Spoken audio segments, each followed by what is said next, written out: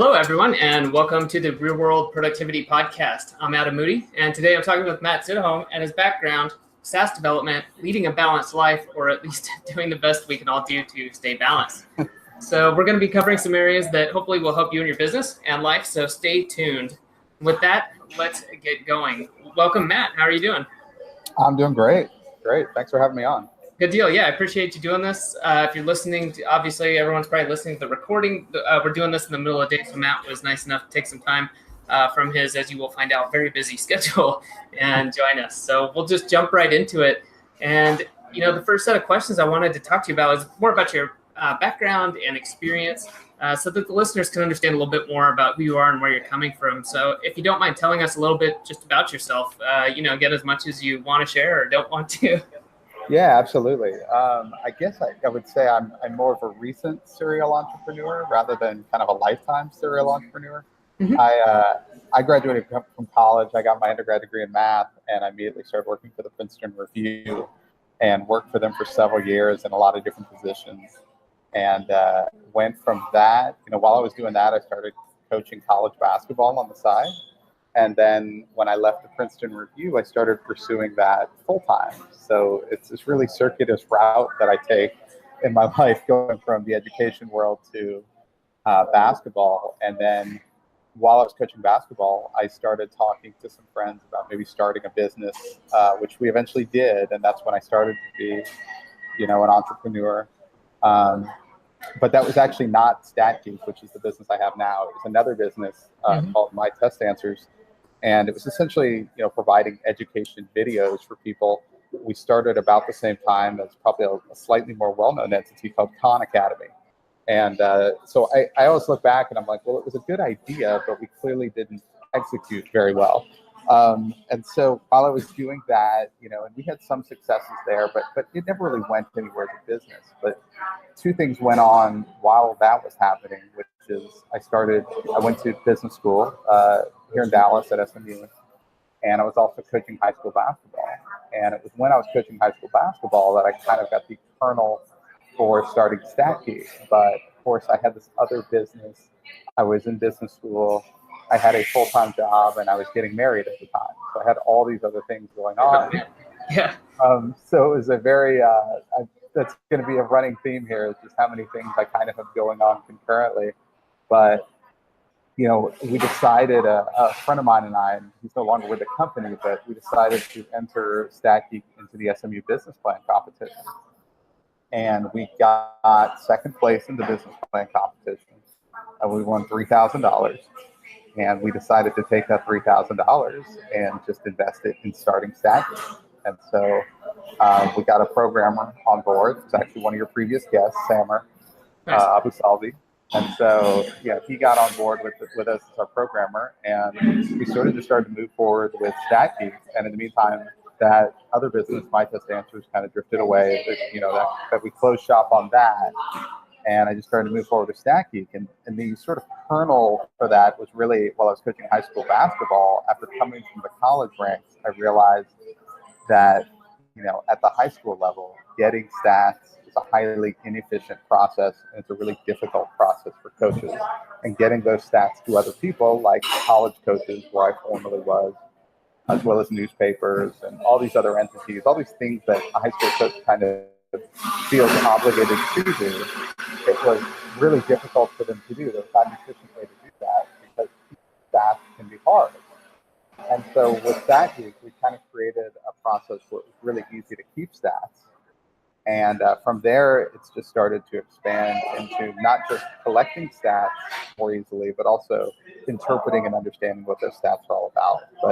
But all the while that I've been building this business, I've also still have a full-time job, and I now have two small children, and continue to pursue other things. I try to volunteer when I can, and people kind of try to get me involved in their other business ventures, either as a consultant or an investor, or some way, shape, or form, because I have this kind of unique experience and perspective from how to get things done with very little, both time and money.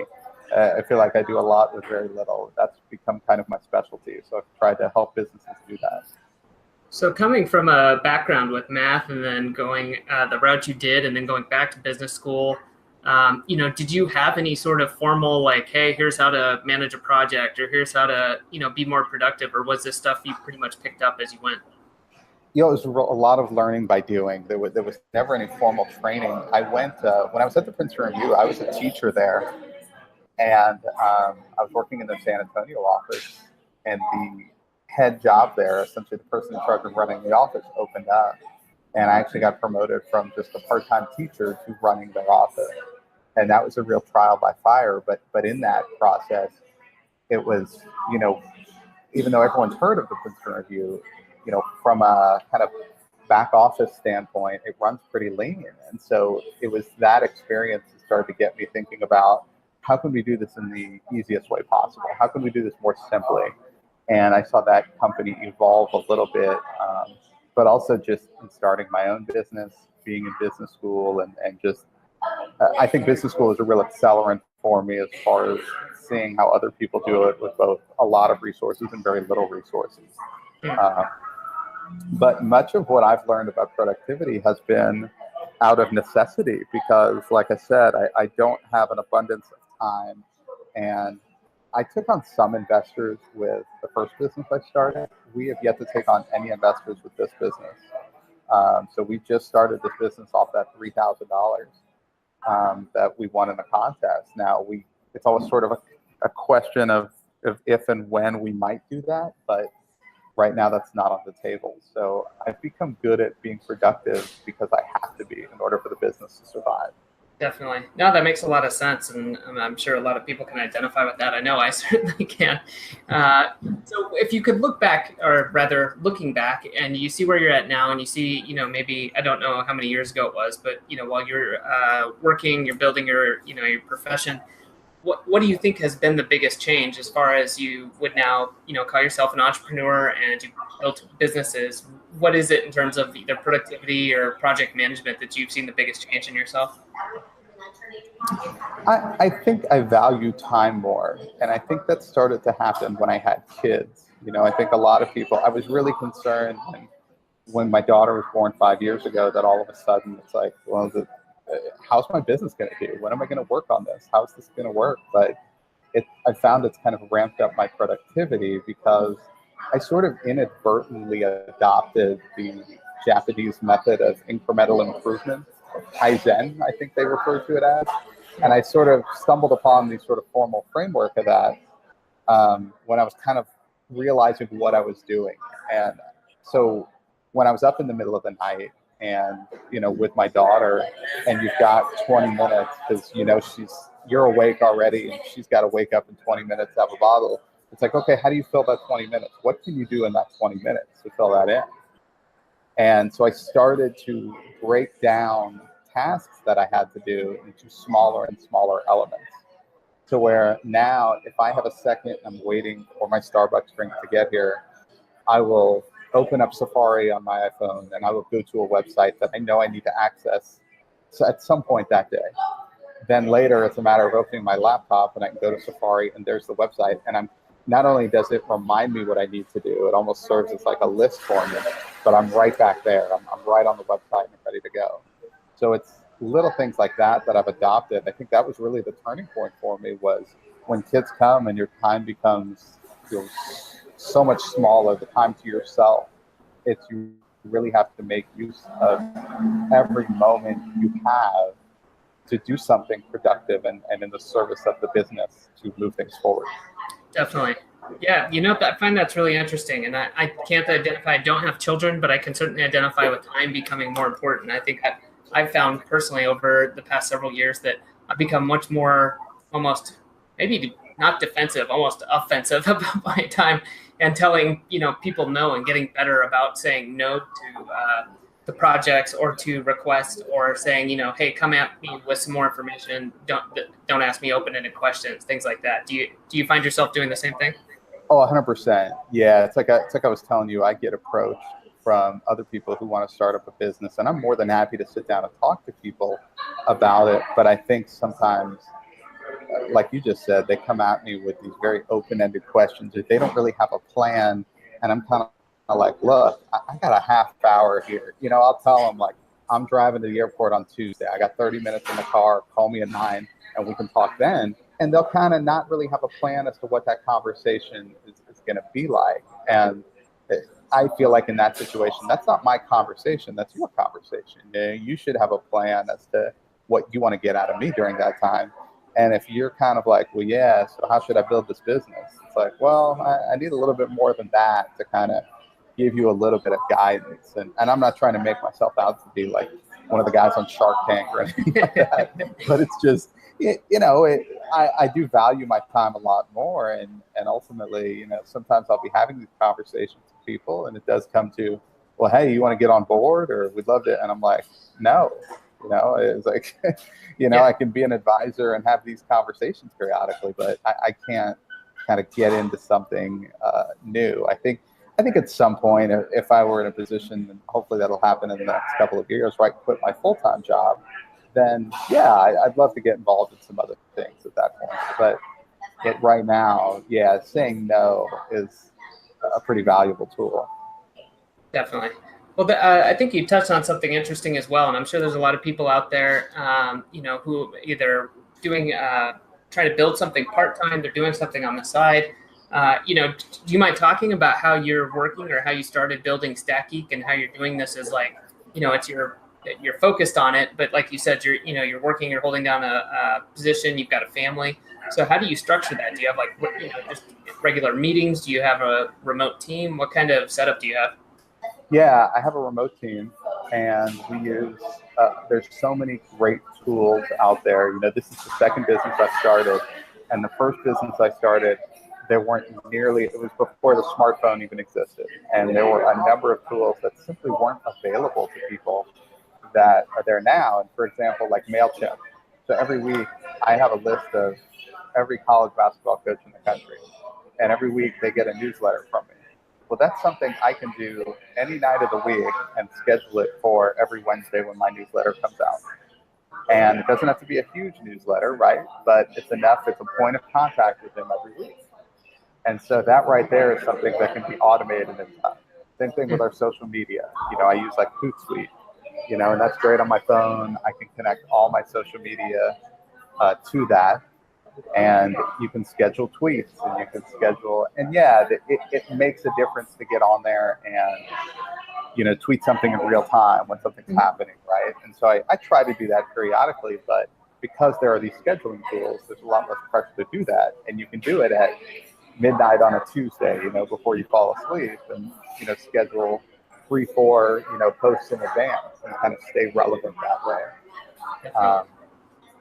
And yeah, it's that type of stuff. So yeah, how I've built StatGeek, and a lot of it's, we are a software company. It's something you can download on your own. And I think it's more passive income. We do a little bit of consulting type work, but even that is more via, email correspondence or stuff where, luckily I used to be in the coaching world. So I know the hours those guys keep. Sometimes it's stuff late at night.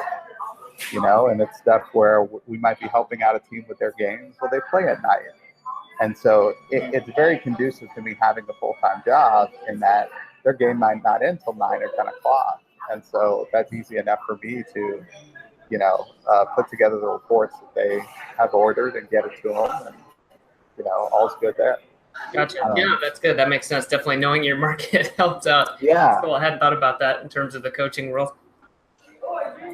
So there's just so many different tools like that allow you to, one, stay organized, but two, make yourself seem bigger than you are as a business. And I'm sure a lot of these coaches I work with might think that this is like, and it is, I pay attention to this all the time. So it's almost like a second full-time job to me, but it is not this overly all-consuming thing that I think a lot of people deal with, because I think I tried to do that with my first business, and that business failed. And I had all the time in the world to work on that one. But, and I'll put that on myself. But also, it's like, even with an abundance of time, I probably could have been a lot more efficient back then as to how I operated and been more effective in executing that business.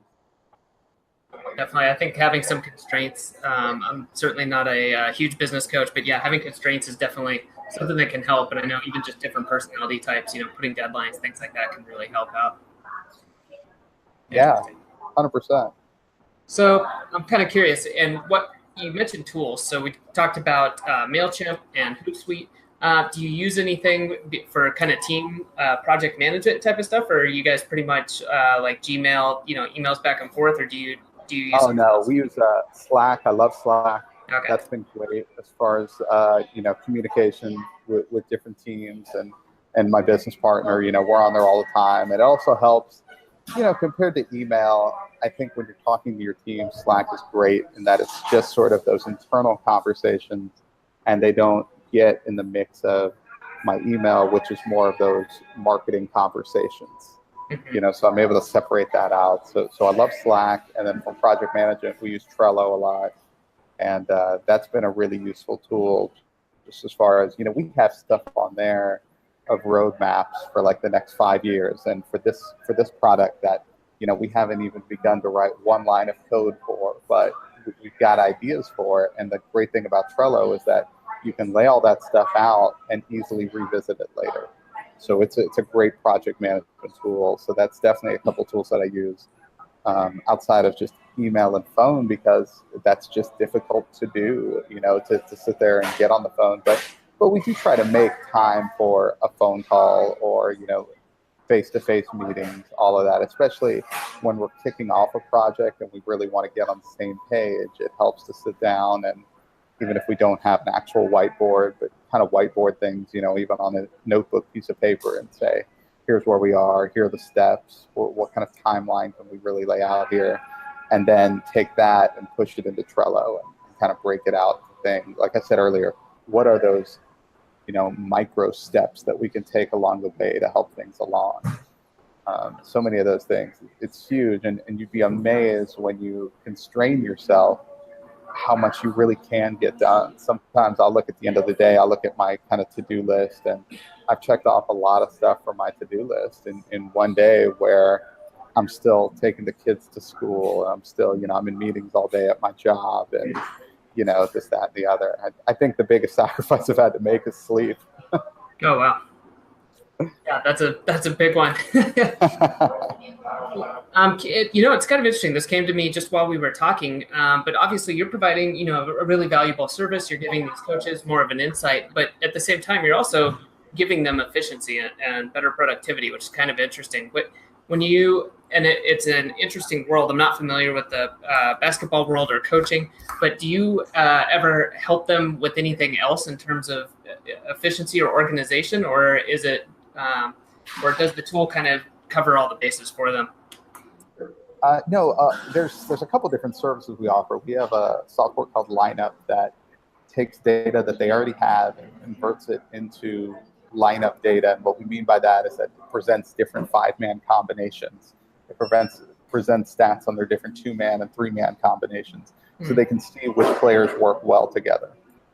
Normally, something like that would be done by watching the video of the game and rewinding it and making note and trying to record it by hand, which takes hours and hours. So that is an efficiency tool in and of itself. But we also have a service where we take that a step further and we do scouting reports for them.